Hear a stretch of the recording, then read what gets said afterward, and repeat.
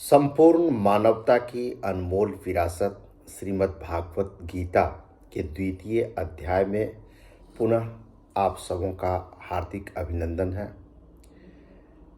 अभी तक हम लोग श्लोक संख्या 5 तक भावार्थ को जान चुके हैं। अब इसे आगे बढ़ेंगे। भगवत प्रेरणा से हम सभी इसे श्रवण करें, मनन करें और अपने जीवन में इसे उतारने का प्रयास करें। आइए श्लोक संख्या 6 द्वितीय अध्याय। न चैतद्विद्यम कतरन्नो गणियो यद्वा जयेम यदि वा नो जयेयु यानेव हत्वा न जिजीविषामस्ते अवस्थिता प्रमुखे धार्तराष्ट्रा। एतत् हम यह भी नहीं जानते कि हम लोगों के लिए युद्ध करना और न करना, इन दोनों में से कौन सा अत्यंत श्रेष्ठ है, अथवा हम उन्हें जीतेंगे या वे हम सबों को जीत लेंगे। जिनको मारकर हम जीना भी नहीं चाहते, न जिजीविषामः, वे ही धृतराष्ट्र के संबंधी हमारे सामने खड़े हैं। न चैतद्विद्यः न चैतद्विद्यमः कतरन्नो गणियः, मैं युद्ध करूं अथवा न करूं, इन दोनों बातों का निर्णय मैं नहीं कर पा रहा हूं। अर्जुन बोल रहे हैं, भगवान कृष्ण को कह रहे हैं।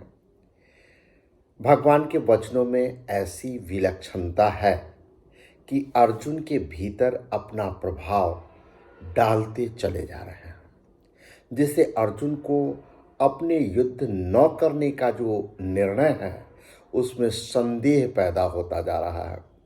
ऐसी अवस्था को जब अर्जुन प्राप्त कर लिए हैं, क्योंकि उनके निर्णय में अब वो अडिगता नहीं रही, तो उस समय में अर्जुन ये श्लोक कह रहे हैं भगवान कृष्ण को।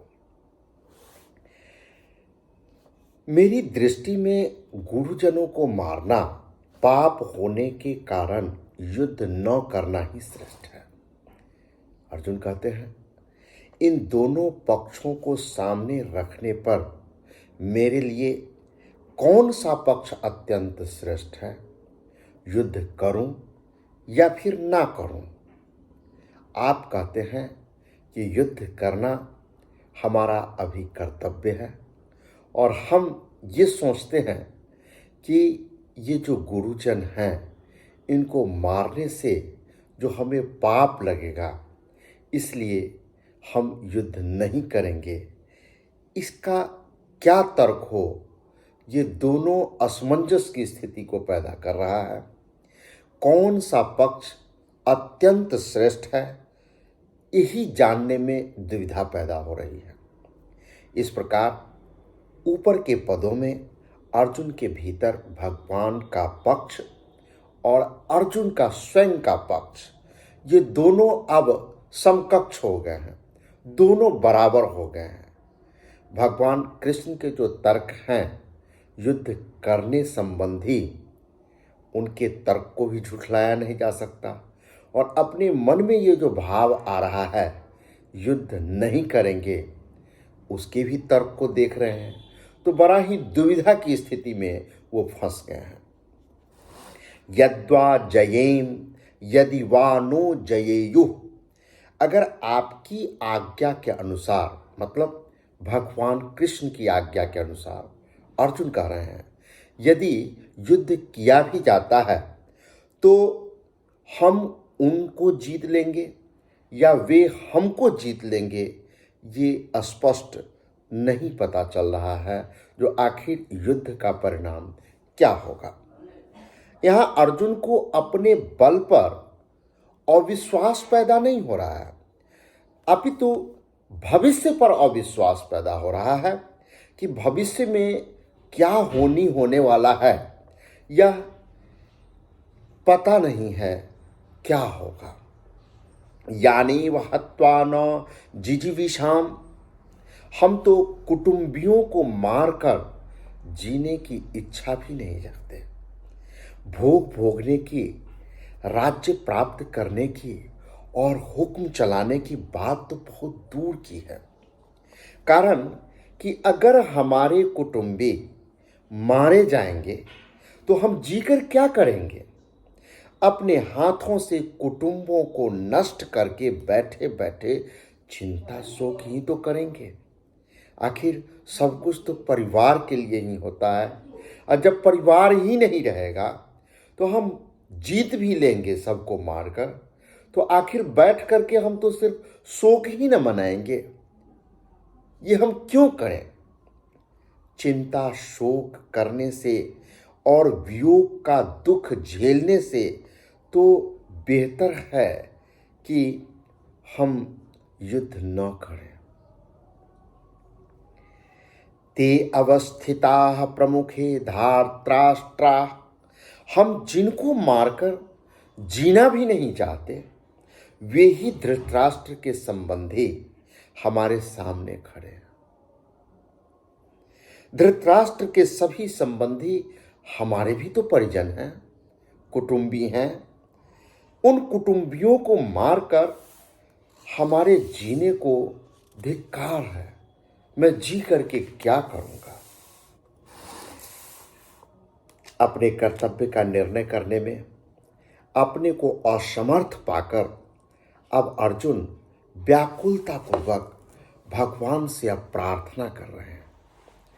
यत् कार्पण्य दोषोपहत स्वभावः, पृच्छामि त्वां धर्म सम्मूढ़ चेता, यच्छ्रेयः स्यान्नि निश्चितं ब्रूहि, तन्मे शिष्यतेऽहं शाधि मां त्वां प्रपन्नम। कार्पण्य दोषोपहत स्वभाव, मतलब कार्पण्य का मतलब कायरता। कायरता रूप दोष से तिरस्कृत स्वभाव वाला और धर्म सम्मूढ़ चेतसा, धर्म के विषय में मोहित अंतःकरण वाला मैं त्वाम आपसे पृच्छामि पूछता हूं कि यत जो निश्चित कल्याण करने वाली हो वह बात मेरे लिए कहिए। मैं आपका शिष्य हूं, आपके शरण हुए मुझे शिक्षा दीजिए। भगवान कृष्ण इसी अवसर की तलाश में थे। पूर्व के श्लोकों में स्पष्ट कर चुके हैं कि भगवान कृष्ण अर्जुन को निमित्त बना करके पूरे संसार को उपदेश देना चाह रहे थे और उसके लिए अनुकूल परिस्थिति पैदा हो ताकि वो उनकी बातों को आत्मसात कर सके। अब वो परिस्थिति इस द्वितीय अध्याय के 7वें श्लोक में अर्जुन स्पष्ट कर दिया। वो स्पष्ट रूपेण अपने आप को अपने कृष्ण के सामने प्रस्तुत कर चुके हैं कि हम किंग कर्तव्य विमूढ़ हैं। पक्ष और विपक्ष दोनों के पर्याप्त तर्क हैं, लेकिन कोई न कोई तो निर्णय करना ही पड़ेगा और मैं कौन सा निर्णय करूं ये आप पर छोड़ता हूं। मैं आपका शिष्य हूं, आप मेरा कल्याण करें, आप बताएं। अब देखिए इसकी व्याख्या में जाएं तो देखते हैं जो कार्पण्य दोषोपहत स्वभाव पृच्छामि त्वाम धर्म सम्मूढ़ चेतसा। यद्यपि अर्जुन अपने मन में युद्ध से सर्वथा निवृत्त होना अब सर्वश्रेष्ठ नहीं मानते हैं, तथापि पाप से बचने के लिए उनको युद्ध से उपराम होने के सिवाय दूसरा कोई चारा नहीं दिखाई पड़ता। इसलिए वे युद्ध से विरक्ति चाहते थे और अपने युद्ध से विरत होने को ही अपना गुण मानते थे, अपना कर्तव्य समझते थे। इसे कायरता रूपी दोष नहीं मानते थे। परंतु भगवान ने अर्जुन की इस उपरति को ही कायरता और हृदय की तुच्छ दुर्बलता कहा, तो भगवान के उन निसंदिग्ध वचनों से अर्जुन को ऐसा विचार हुआ कि युद्ध से निवृत्त होना मेरे लिए उचित नहीं है। यह तो एक तरह की कायरता ही है जो मेरे स्वभाव के बिल्कुल विरुद्ध है, क्योंकि मेरे क्षत्रिय स्वभाव में दीनता और पलायन मतलब पीठ दिखा करके वापस लौटना रण क्षेत्र से, ये दोनों ही नहीं है।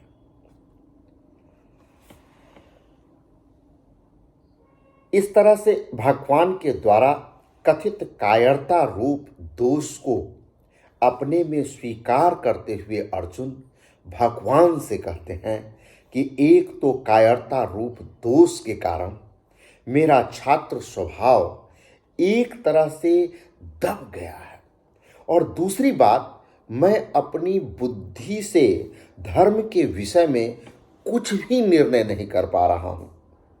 मेरी बुद्धि में ऐसी मूर्खता छा गई है कि धर्म के विषय में मेरी बुद्धि कुछ भी काम नहीं कर रही है। तीसरे श्लोक में तो भगवान ने अर्जुन को स्पष्ट रूप से आज्ञा दे दी कि हृदय की तुच्छ दुर्बलता और कायरता को त्याग करो और युद्ध के लिए खड़े हो जाओ। इससे अर्जुन को धर्म मतलब कर्तव्य के विषय में किसी प्रकार का कोई संदेह नहीं रहना चाहिए। फिर भी संदेह रहने का कारण यह है कि एक तरफ तो युद्ध में परिवार का ही नाश होगा, कुटुंब का ही नाश होगा, पूज्य जनों को मारना अधर्म दिखता है, और दूसरी तरफ युद्ध करना क्षत्रिय का धर्म दिखता है। इस प्रकार कुटुंबियों को देखते हुए युद्ध नहीं करना चाहिए और छात्र धर्म की दृष्टि में युद्ध करना चाहिए।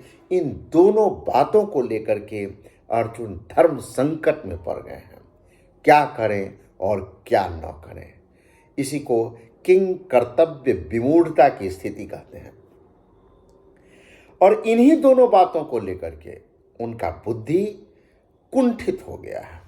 ऐसा होने पर अभी इस समय मेरे लिए खास कर्तव्य क्या है, मेरा धर्म क्या है, मतलब हमें क्या करना चाहिए, क्या उचित रहेगा, इसका निर्णय कराने के लिए वे भगवान को अपने आप को समर्पित कर रहे हैं। यच्छ्रेयः स्यान् निश्चितं ब्रूहि तन्मे। इसी अध्याय के दूसरे श्लोक में भगवान ने कहा था कि तू जो कायरता के कारण युद्ध से निवृत्त हो रहा है, तेरा यह आचरण अनार्य जुष्ट है, मतलब यह श्रेष्ठ पुरुषों के लिए शोभनीय नहीं है। श्रेष्ठ पुरुष जिसमें अपना कल्याण हो वही आचरण करते हैं। यह बात सुनकर अर्जुन के मन में आया कि मुझे भी वही करना चाहिए जो श्रेष्ठ पुरुष किया करते हैं। इस प्रकार अर्जुन के मन में कल्याण की इच्छा जागृत हो गई और उसी को लेकर वे भगवान से अपने कल्याण की बात पूछते हैं कि जिससे मेरा निश्चित कल्याण हो जाए, ऐसी बात मुझसे कहिए। अर्जुन के हृदय में जो हलचल मचा हुआ है, उस विषाद होने की जो स्थिति है, अब यहाँ अपने कल्याण की बात पूछने से यह सिद्ध हो जाता है कि मनुष्य जिस स्थिति में स्थित है उसी स्थिति में वह संतोष करता रहता है और उसके भीतर अपने असली उद्देश्य की जागृति नहीं होती है। थोड़ा सा इसको अगर देखें तो कहा गया है कि संतोषम परम सुखम, संतोष ही परम सुख है। जब हम अपनी स्थिति से संतुष्ट हो जाते हैं तो आगे बढ़ने का जो विकास है वो अवरुद्ध हो जाता है। गोस्वामी तुलसीदास जी भी कहे कि गोधन, गजधन, वाजधन और रतन धन खान, जब आवे संतोष धन, सब धन धूलि समान। लेकिन संतुष्टि हो जाने के बाद एक प्रकार का इनर्टनेस आ जाता है और उसमें किसी प्रकार का संवेदना विहीन हो जाते हैं लोग, तो विकास की संभावना भी खत्म हो जाती है। और यही बात यहाँ पर अभी के जो दौर है उसमें कहा जा रहा है कि मनुष्य जिस स्थिति में स्थित है उसी स्थिति में संतोष करना चाहता है। मतलब अपने खोल से वो बाहर निकलना नहीं चाहता है।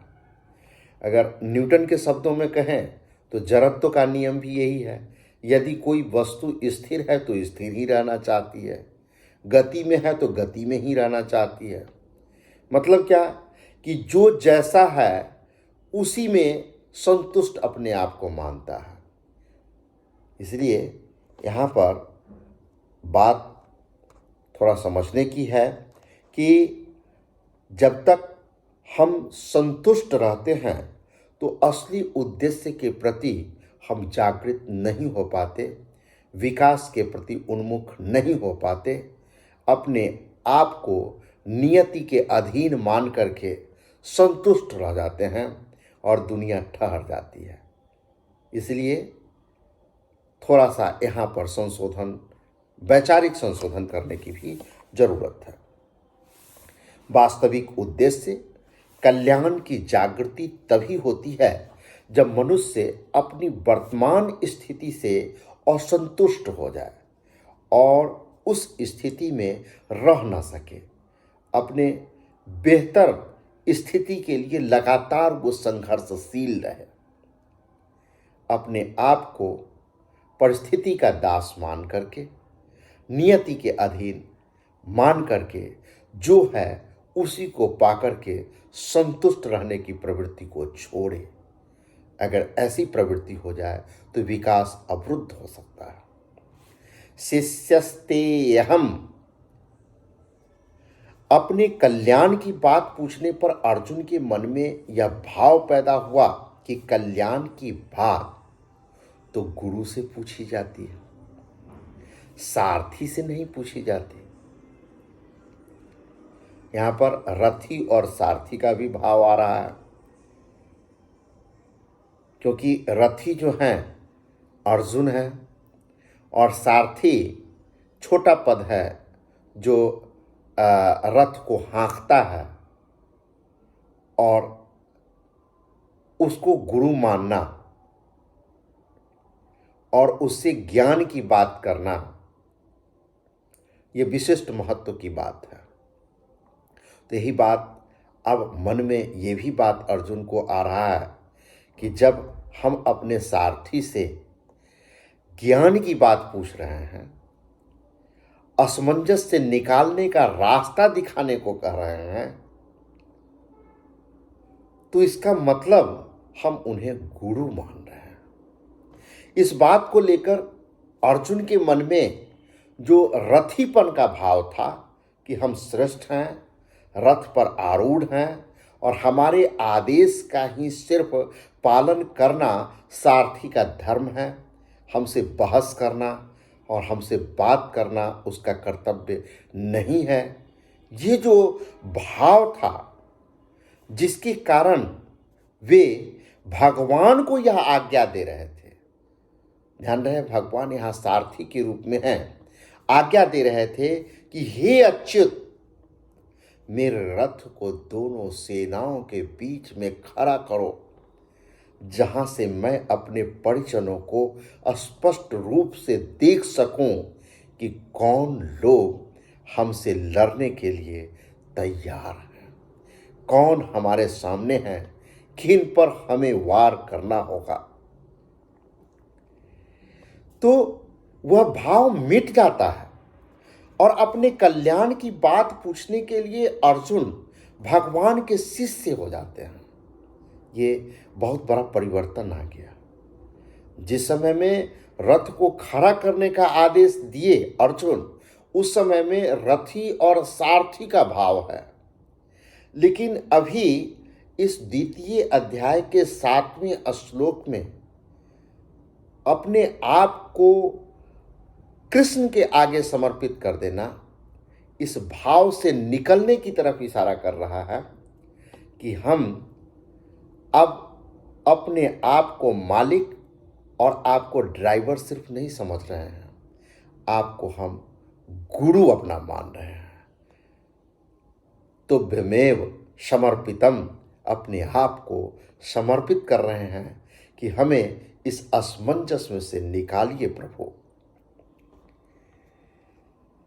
और इसलिए कह रहे हैं कि महाराज मैं आपका शिष्य हूं, शिक्षा लेने का पात्र हूं, आप मेरे कल्याण की बात कीजिए।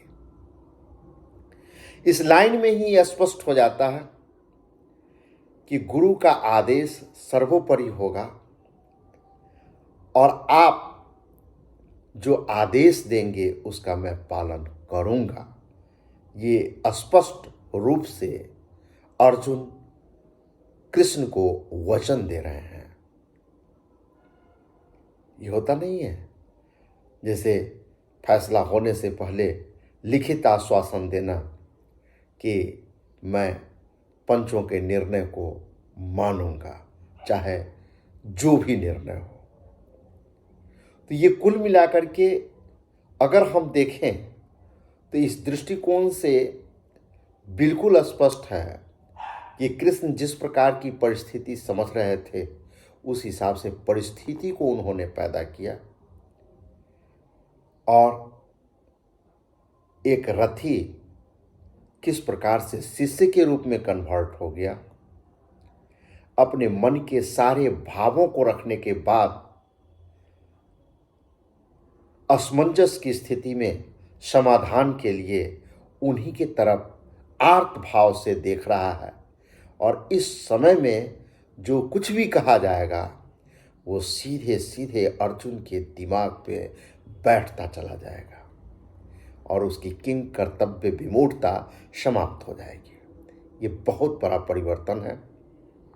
शाधि माम त्वाम प्रपन्नम, गुरु तो उपदेश दे देंगे, जिस मार्ग का ज्ञान नहीं है उसका ज्ञान करा देंगे, पूरा प्रकाश दे देंगे, पूरी बात बता देंगे। नाम ही है गुरु। गुरु का मतलब ही होता है जो अंधकार से प्रकाश की तरफ ले चले, जो समस्या से समाधान की तरफ ले चले। तो गुरु तो अपना कर्तव्य पूरा करेंगे, लेकिन हम पूर्ण रूपेण शिष्य हैं कि नहीं, इसके बारे में अपने आप को अर्जुन तौल रहे हैं और तौल करके उन्होंने कहा है कि सब कुछ गुरु जी बता देंगे, लेकिन जो बताएंगे उस रास्ते पर तो शिष्य को ही न चलना पड़ेगा। अपना कल्याण तो शिष्य को ही न करना पड़ेगा। मैं तो ऐसा नहीं चाहता कि भगवान उपदेश दें और मैं उसका अनुष्ठान करूं, क्योंकि उससे मेरा काम नहीं चलेगा। अतः अपने कल्याण की जिम्मेवारी मैं अपने पर क्यों रखूं, गुरु पर ही क्यों न छोड़ दूं। जैसे केवल माँ के दूध पर ही निर्भर रहने वाला बालक बीमार हो जाए तो उसकी बीमारी दूर करने के लिए औषधि स्वयं माँ को ही खाना पड़ता है, बालक को नहीं खाना पड़ता। इसी तरह मैं भी सर्वथा गुरु के शरण में हो जाऊं, गुरु पर ही निर्भर हो जाऊं, तो मेरे कल्याण का पूरा दायित्व गुरु पर ही आ जाएगा। स्वयं गुरु को ही मेरा कल्याण करना पड़ेगा। इस भाव से अर्जुन कहते हैं कि मैं आपके शरण हूं, मेरे को शिक्षा दीजिए।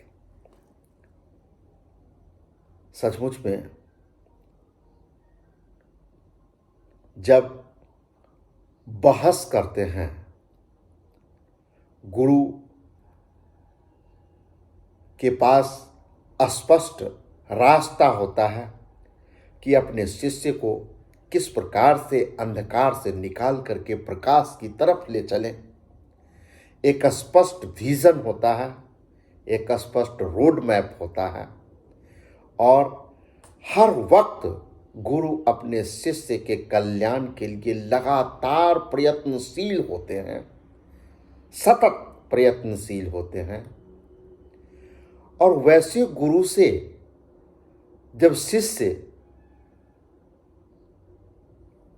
उनकी बातों में ही संदेह व्यक्त करे, उनकी बातों को ही नहीं समझ पाए, तो ऐसे शिष्य का कल्याण नहीं होता है। और ऐसे शिष्य अंधकार में ही रहते हैं। और वही अर्जुन वाली जो स्थिति है, असमंजस की स्थिति में, क्या करूं क्या नहीं करूं, तरह तरह के उलझनों में फंसे रहते हैं। कहें तो मानसिक रूप से बीमार पड़ जाते हैं। लेकिन यदि अपने आप को किसी एक योग्य गुरु के अंदर समर्पित कर दें, तो कितना आसान रास्ता होगा कि हमारे हितों की चिंता वो करेंगे। हमें जो हमारे करने लायक जो कार्य होगा, वो सिर्फ आदेश देंगे और उसका हम अनुपालन करेंगे, और हमारा रास्ता सुखद हो जाएगा। ज़्यादा तर्क वितर्क में भी उलझना नहीं पड़ेगा। एक तरह से कहें, जो संपूर्ण भार गुरु पर होगा शिष्य के कल्याण का। गुरु स्वयं अंधेरे में रह करके भी अपने शिष्य के उजाले की व्यवस्था करेंगे। लेकिन उनका क्या होगा? जो चेला की जगह पर चैला बन जाते हैं, हर बात पर किंतु परंतु लगाते हैं। अभी अर्जुन को हम लोग देख रहे हैं, जो किंतु परंतु लगाते लगाते लगाते अंततः अपने आप को अपने सारथी, अपने सखा कृष्ण के आगे समर्पित कर स्पष्ट रूप से मार्गदर्शन का अनुरोध कर रहे हैं, और अपने आप को असमंजस में निकालने के लिए स्पष्ट रूप से कह रहे हैं कि मैं आपका शिष्य हूं, और आपका आदेश मेरे सर आंखों पर। आप हमें इस असमंजस की स्थिति से निकालिए। आपको मैं गुरु मानता हूं, आप हमारा मार्गदर्शन करें। यह आश्वस्त कर रहे हैं। आश्वस्त इसलिए भी कर रहे हैं क्योंकि इतना ना क्रॉस क्वेश्चन वो किए हैं, किंतु परंतु लगाए हैं। क्योंकि ये किंतु परंतु लगाने के कारण संभव है कि कृष्ण उन्हें शिष्य के रूप में स्वीकार नहीं कर पाए और उनका सही से मार्गदर्शन नहीं कर पाए। अब तो स्पष्ट कर रहे हैं कि अब समझाने की जरूरत नहीं, आप आदेश दें मेरे लिए उचित रास्ता क्या है। हम नहीं कर पाएंगे, अब अंधेरा है, हम सूरदास हैं, आप रास्ता दें। यहां अर्जुन त्वाम प्रपन्नम पदों से भगवान के शरण में होने की बात तो कहते हैं, पर वास्तव में सर्वथा शरण हुए नहीं हैं। अभी भी पूर्ण रूपेण हृदय से समर्पित नहीं है। अभी भी मन में 6-5 है, तर्क वितर्क है। तो पहले उस चीज को साफ करना पड़ेगा। एक कुशल वैद्य की भांति भगवान कृष्ण को अपने शिष्य के मन में जो कुछ भी निगेटिविटी है उसको पहले साफ करना पड़ेगा। जैसे घाव को बहाया जाता है, थोड़ा सा भी अवशिष्ट बेकार पदार्थ भीतर नहीं रहना चाहिए, वो काम करेंगे तभी वे पूर्णतः शरणगामी होंगे। अगर वे सर्वथा शरण में हो जाते तो फिर उनके द्वारा साध इमाम मुझे शिक्षा दीजिए यह कहना नहीं बनता। ये कहने की आवश्यकता कहाँ है? जब गुरु समझ गए कि ये हमारे शिष्य हैं तो फिर अनुरोध करने की क्या, वो हर बात की तो चिंता वो कर ही रहे हैं। यही कहने का मतलब स्पष्ट होता है कि अभी भी मन में संदेह है और किंतु परंतु ही लोगों को तोड़ देता है, क्योंकि सर्वथा शरण होने पर शिष्य को अपना कोई कर्तव्य रहता ही नहीं। दूसरी बात आगे 9वें श्लोक में अर्जुन कहेंगे कि मैं युद्ध नहीं करूंगा, न योद्ध से। अब बताइए, 7वें श्लोक में भगवान कृष्ण को कह रहे हैं कि मैं आपका शिष्य हूं, आप जो आदेश देंगे वो हम मानेंगे, आप मेरा मार्गदर्शन करें, आपको मैं अपना गुरु मानता हूं। और अभी भी मन में 6-5 है, तभी तो अगले 9वें श्लोक में स्पष्ट घोषणा करेंगे जो मैं युद्ध नहीं करूंगा। इसका मतलब क्या? ये समझ में नहीं आ रहा है कि कृष्ण भगवान स्पष्ट रूप से युद्ध करने को उनका कर्तव्य ठहरा रहे हैं, तो इस बात को मान लेना है, फिर उस पर क्वेश्चन पैदा कर रहे हैं। इसका मतलब गुरु मानने में ही संदेह हो रहा है। तो अभी भी पूर्ण रूपेण समर्पित नहीं है हृदय से, वो वचन से ही समर्पित हो रहे हैं, मुंह से सिर्फ बोल रहे हैं। ऐसा अगर होता तो 9वें श्लोक में यह कहने की आवश्यकता क्यों पड़ती, न योत्स्य।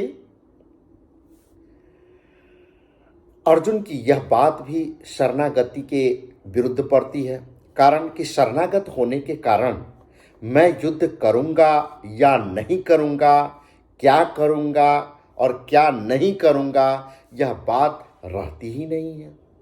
आप तो शरणागत हैं, आपको ऊपर वाले जो आदेश देंगे उसको पालन सिर्फ करना है, तो फिर आप इस सोच में क्यों पड़े हुए हैं जो क्या करें और नहीं करें?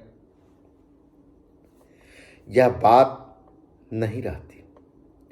उसको यह पता ही नहीं रहता कि शरण्य क्या कराएंगे, जिनके शरणागत हुए हैं वो क्या हमें आदेश देंगे, सिर्फ हम करने के लिए तत्पर हों, और क्या नहीं कराएंगे उसका तो यही एक भाव रहता है कि अब शरण्य जो कराएंगे वही करूंगा, बस एक लाइन का भाव।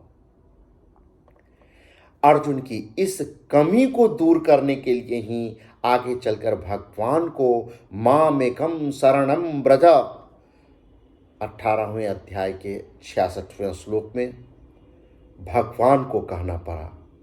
अभी तो दूसरा अध्याय ही चल रहा है, 18वें अध्याय में कहना पड़ा कि एक मेरी शरण में आ जा,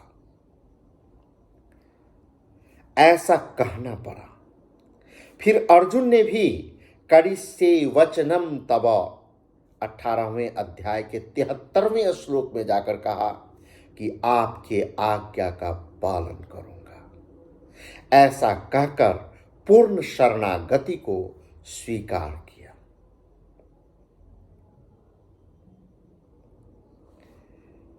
हम तो समझते हैं कि अर्जुन की जो मन स्थिति है अभी में, वो लगभग सभी लोगों की मन स्थिति इसी ढंग की है। ये गीता का उपदेश अर्जुन सरीखे संपूर्ण मानव समुदाय को ये है संदेश है कि हमें किंतु परंतु से निकलना होगा। इस श्लोक में अर्जुन ने 4 बातें कही है। पहला, कार्पण्य दोषो धर्म सम्मूढ़ चेतसा। दूसरा, यच्छ्रेयस्यान् निश्चितम ब्रूहि तन्मे। तीसरा, शिष्यस्तेयहम्। चौथा, साधि माम त्वाम प्रपन्नम। इनमें से पहली बात में अर्जुन धर्म के विषय में पूछते हैं, दूसरी बात में अपने कल्याण के लिए प्रार्थना करते हैं, और तीसरी बात में शिष्य बन जाते हैं, और चौथी बात में शरणागत हो जाते हैं। अब इन चारों बातों पर अगर विचार किया जाए तो पहली बात में मनुष्य जिससे पूछता है वह कहने में अथवा न कहने में स्वतंत्र होता है। दूसरी में जिससे प्रार्थना करता है उसके लिए कहना कर्तव्य हो जाता है। तीसरी में जिनका शिष्य बन जाता है उन गुरु पर शिष्य को कल्याण का मार्ग बताने का विशेष दायित्व आ जाता है। और चौथी में जिसके शरणागत हो जाता है उस शरण्य को शरणागत उद्धार करना ही पड़ता है, अर्थात उसके उद्धार का उद्योग स्वयं शरण्य को करना पड़ता है। पूर्व के श्लोक में अर्जुन भगवान के शरणागत तो हो जाते हैं, पर उनके मन में आता है कि भगवान का तो युद्ध कराने का ही भाव है, पर मैं युद्ध करना अपने लिए धर्म युक्त नहीं मानता। उन्होंने जैसे पहले उत्तिष्ठ कहकर युद्ध के लिए आज्ञा दी, ऐसे ही वे अब भी युद्ध करने की आज्ञा दे देंगे। दूसरी बात, शायद मैं अपने हृदय के भावों को भगवान के सामने पूरी तरह नहीं रख पाया हूं। इन बातों को लेकर अर्जुन आगे के श्लोक में युद्ध न करने के पक्ष में अपनी हृदय की अवस्था का स्पष्ट रूप से वर्णन करते हैं। न हि प्रपश्यामि ममापुनुद्याद, न हि प्रपश्यामि ममापनुद्याद, यच्छोकमुच्छोषणमिन्द्रियाणाम् अवाप्य भूमावसपत्नं वृद्धं राज्यं सुराणाम् अपि चाधिपत्यम्। कारण कि पृथ्वी पर रिद्धम मतलब धन धान्य और समृद्धि, रिद्धि सिद्धि, असपत्नम मतलब शत्रु रहित, राज्यम राज्य, शूरानाम स्वर्ग में देवताओं का, आधिपत्यम आधिपत्य, अवाप्य मिल जाए तो भी, इंद्रियाणाम उच्छोखनाम मतलब इंद्रियों को सुखाने वाला मेरा जो शोक है अपनुद्यात दूर हो जाए, ऐसा मैं नहीं देखता हूं। न प्रपश्यामि, कारण कि पृथ्वी पर धन धान्य समृद्ध और शत्रु रहित राज्य तथा स्वर्ग में देवताओं का आधिपत्य मिल जाए तो भी इंद्रियों को सुखाने वाला मेरा जो शोक है वह दूर हो जाए, ऐसा मैं नहीं देखता।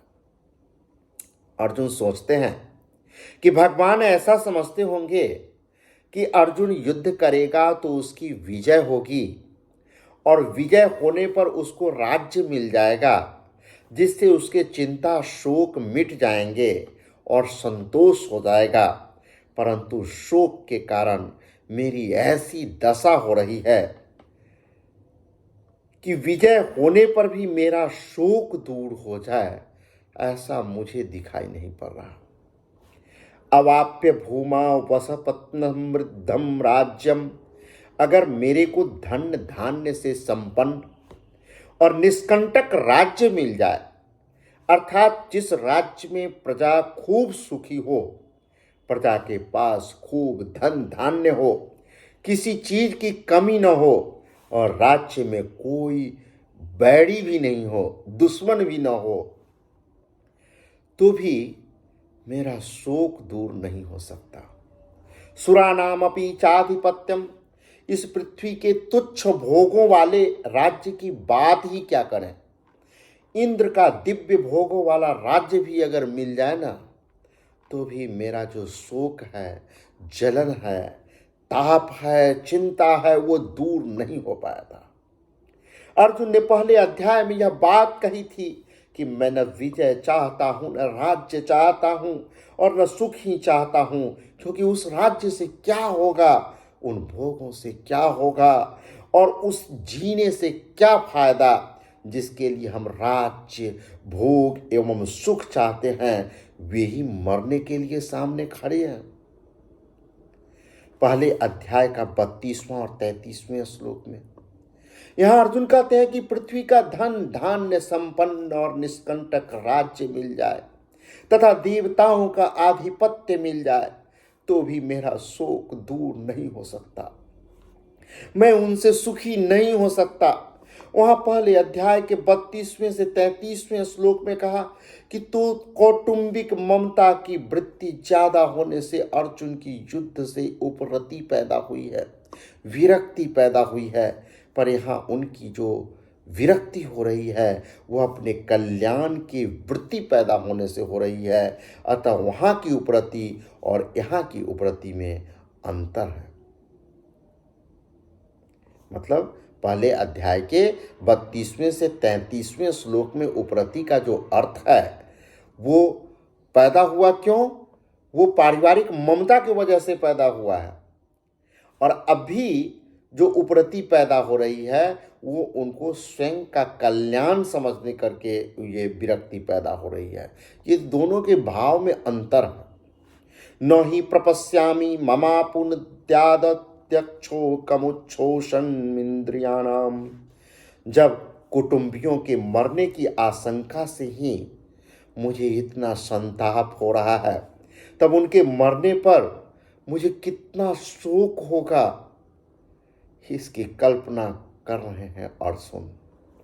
अगर मेरे को राज्य के लिए ही शोक होता तो राज्य के मिलने से मिट न जाता, परंतु परिवार के नाश की आशंका से होने वाले शोक राज्य के मिलने से कैसे मिटेगा।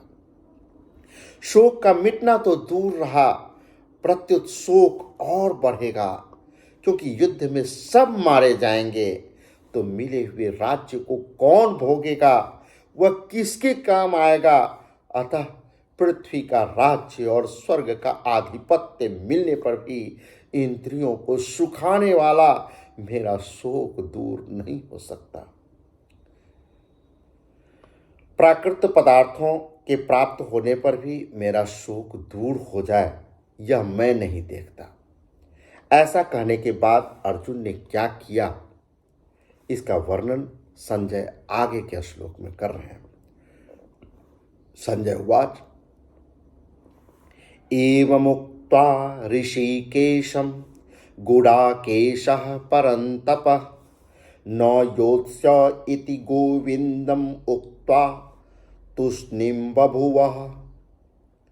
9वां श्लोक संजय कहते हैं कि हे शत्रुतापन, मतलब शत्रुओं में दहशत फैलाने वाले, शत्रुओं को तपाने वाले धृतराष्ट्र, क्योंकि यहाँ संजय धृतराष्ट्र के प्रति जिम्मेवार हैं और धृतराष्ट्र को सुना रहे हैं युद्ध का आंखों देखा हाल, तो अपने महाराज धृतराष्ट्र के लिए संबोधन आया हे शत्रुतापन। ऐसा कहकर निद्रा को जीतने वाला अर्जुन अंतर्यामी भगवान गोविंद से मैं युद्ध नहीं करूंगा न योद्ध से, ऐसा साफ साफ कहकर चुप हो गया। इति ह उक्त्वा तूष्णीं बभूव। अर्जुन ने अपना और भगवान का दोनों का पक्ष सामने रखकर उन पर विचार किया तो अंत में वे इसी निर्णय पर पहुंचे कि युद्ध करने से तो अधिक राज्य मिलेगा, मान हो जाएगा, संसार में यश फैलेगा, परंतु हृदय में जो हमारा शोक है, चिंता है, दुख है, वो तो दूर नहीं होगा। अतः अर्जुन को युद्ध न करना ही ठीक मालूम दिया। यद्यपि अर्जुन भगवान की बात का आदर करते हैं और उनको मानना भी चाहते हैं, परंतु उनके भीतर युद्ध करने की बात ठीक ठीक जच नहीं रही है। इसलिए अर्जुन अपने भीतर जची हुई बात को ही यहाँ स्पष्ट रूप से साफ साफ कह देते हैं कि मैं युद्ध नहीं करूंगा। इस प्रकार जब अपनी बात, अपना निर्णय भगवान से साफ साफ कह दिया, तब भगवान से कहने के लिए और कोई बात बाकी नहीं रही। अतः अब वो चुप हो गए, क्योंकि उनके मन में अब कुछ कहने को बचा ही नहीं। अपने पूरे भावों को स्पष्ट कर चुके हैं। जब अर्जुन ने युद्ध करने के लिए साफ मना कर दिया, तब उसके बाद क्या हुआ, इसको संजय आगे के श्लोक में बताते हैं। तमोवाच ऋषिकेश प्रहसन्नीव भारत सेनयोरुभयोर्मध्ये विसिदन्तम इदं वच। हे भारत, हे भरत वंशोद्भव, मतलब भरत वंश की प्रगति करने वाले धृतराष्ट्र, दोनों सेनाओं के मध्य में विषाद करते हुए, विलाप करते हुए, शोक करते हुए उस अर्जुन के प्रति हंसते हुए से प्रहसन एव हंसते हुए भगवान ऋषिकेश अर्थात कृष्ण, यह आगे कहे जाने वाले जो वचन हैं सो बोलते हैं। क्या बोलते हैं? अब ये परिस्थिति पैदा हो गई। अब अर्जुन शांत हो गया। अब उनको कहने के लिए कुछ बचा ही नहीं। तो अब कृष्ण बोल रहे हैं, ये संजय धृतराष्ट्र को बता रहे हैं। तमुवाच ऋषिकेशम विषीदन्तम इदं वचः, मतलब अर्जुन ने बड़ी शूरवीरता, थोड़ा सा मन स्थिति का वर्णन करें। अर्जुन ने बड़ी शूरवीरता और उत्साहपूर्वक योद्धाओं को देखने के लिए भगवान से दोनों सेनाओं के बीच में रथ खड़ा करने के लिए कहा था। अब वहीं पर अर्थात दोनों सेनाओं के बीच में अर्जुन विषाद मग्न हो गए। वास्तव में होना तो ये चाहिए था कि वे जिस उद्देश्य से आए थे उस उद्देश्य के अनुसार युद्ध के लिए खड़े हो जाते, परंतु उस उद्देश्य को छोड़कर अर्जुन चिंता और शोक के दलदल में जा फंसे। अतः अब दोनों सेनाओं के बीच में भगवान शोक मग्न अर्जुन को उपदेश देना प्रारंभ कर दिए हैं। प्रहसन्नीव, विशेषता से हंसते हुए। इसका तात्पर्य क्या है? इसका तात्पर्य है कि अर्जुन के भाव बदलने को देखकर, अर्थात पहले जो युद्ध करने का भाव था वह अब विषाद में बदल गया। इसको देखकर भगवान को हंसी आ गई। दूसरी बात, अर्जुन ने पहले दूसरे अध्याय के 7वें श्लोक में कहा था कि मैं आपके शरण में हूं, मुझे शिक्षा दीजिए, अर्थात मैं युद्ध करूं या न करूं, मुझे क्या करना चाहिए इसकी शिक्षा दीजिए। परंतु यहाँ मुझे कुछ बोले बिना अपनी तरफ से ही निश्चित कर लिया कि मैं युद्ध नहीं करूंगा। ये कौन सी बात हो गई? कहाँ तो आप मुझ पर निर्णय छोड़ रहे हैं, कृष्ण जी कह रहे हैं, और आप एक तरफा निर्णय कर लिए। एक तरफ कहते हैं कि आप मार्गदर्शन कीजिए, आप मेरे गुरु हैं, हम क्या करें न करें हमको कुछ समझ में नहीं आ रहा है, और हम कुछ कहे भी नहीं, और आप एक तरफा निर्णय कर लिए कि मैं युद्ध नहीं करूंगा। तो ये इस स्थिति पर हो सकता है भगवान कृष्ण को हंसी आ गई।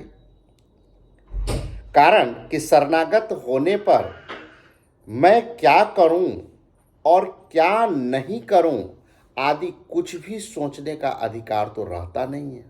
जब आप घोषित कर दिए कि हम आपके शरण में हैं, तो फिर आपका अधिकार कहाँ है सोचने का? अब आपके हित की चिंता तो जो आपको जो शरण दे रहे हैं, जिनके शरण में गए हैं, उनको है, तो फिर आप क्यों सोच रहे हैं? बस आपका तो अधिकार ये शब्द कहने के बाद यही होता कि आप जो कहें वो मानने के लिए हम तत्पर हैं। अर्जुन भगवान के शरण होने के बाद मैं युद्ध नहीं करूंगा ऐसा कहकर एक तरह से अपने शरणागत होने की बात से पीछे हट गया। तो इस परिस्थिति में हंसी क्यों नहीं आएगी? इस बात को लेकर भगवान को हंसी आ गई। ईव ईव का मतलब ही यही है कि जोर से हंसी आने पर भी भगवान मुस्कुराते हुए ही बोले। अर्जुन की स्थिति पर उन्हें मुस्कुराहट मतलब हास्यास्पद स्थिति पैदा हो रहा है। जब अर्जुन ने यह कह दिया कि मैं यह युद्ध नहीं करूंगा, तब भगवान को यही कह देना चाहिए था ना कि जैसी तेरी मर्जी है वैसी कर, यथेच्छसी तथा कुरु। परंतु भगवान ने यही समझा कि मनुष्य जब चिंता शोक से विकल हो जाता है, तब वो अपने कर्तव्य का निर्णय नहीं कर सकने के कारण कभी कुछ तो कभी कुछ बोल उठता है।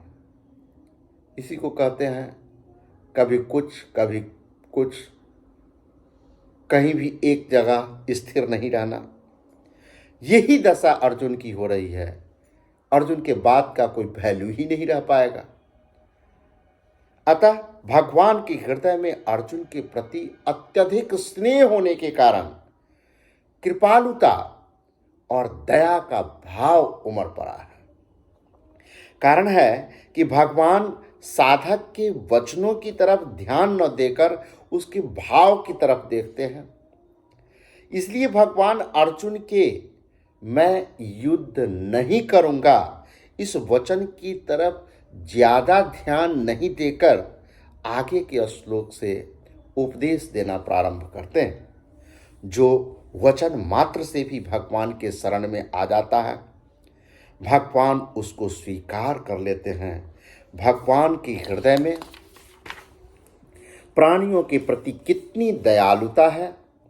ऋषिकेश कहने का तात्पर्य यह है कि भगवान अंतर्यामी है, अर्थात प्राणियों के भीतरी भावों को जानने वाले हैं।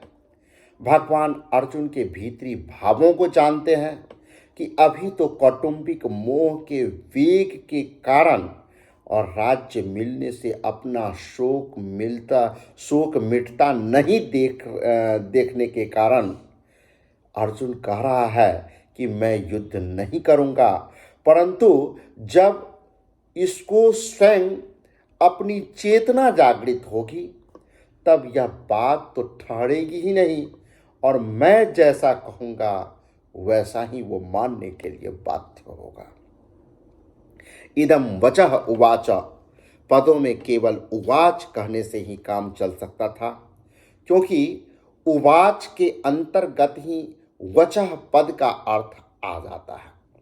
अतः वचः पद देना पुनरुक्ति दोष दिखता है, परंतु वास्तव में यह पुनरुक्ति दोष नहीं है। प्रत्युत इसमें एक विशेष भाव भरा हुआ है। अभी आगे के श्लोक से भगवान जिस रहस्यमय ज्ञान को प्रकट करके उसे सरलता से सुबोध भाषा में समझाते हुए बोलेंगे, उसकी तरफ लक्ष्य करने के लिए ही यहाँ वचः पद दिया गया है। परिशिष्ट भाव यह है कि धर्मभूमि कुरुक्षेत्र के एक भाग में कौरव सेना खड़ी है और दूसरे भाग में पांडव सेना। दोनों सेनाओं के मध्य भाग में श्वेत घोड़ों से युक्त एक महान रथ खड़ा है और उस रथ के एक भाग में भगवान श्री कृष्ण बैठे हैं और दूसरे भाग में अर्जुन। अर्जुन के निमित्त मनुष्य मात्र का कल्याण करने के लिए भगवान अपना अलौकिक उपदेश आरंभ करते हैं और सर्वप्रथम शरीर तथा शरीरी के विभाग का वर्णन करते हैं। शोकाविष्ट अर्जुन को शोक निवृत्ति का उपदेश देने के लिए भगवान आगे का प्रकरण कहते हैं। अब 11वें श्लोक से भगवान श्री कृष्ण विषादग्रस्त असमंजस में किंग कर्तव्य विमूढ़ दो राहे पर खड़ा अपने सखा अर्जुन को उपदेश देना प्रारंभ करते हैं, जो काफ़ी गूढ़ है। ये संपूर्ण मानवता को संदेश है इसलिए हम ईश्वर से प्रार्थना करेंगे कि हम सभी को वो अंतर्दृष्टि प्रदान करें,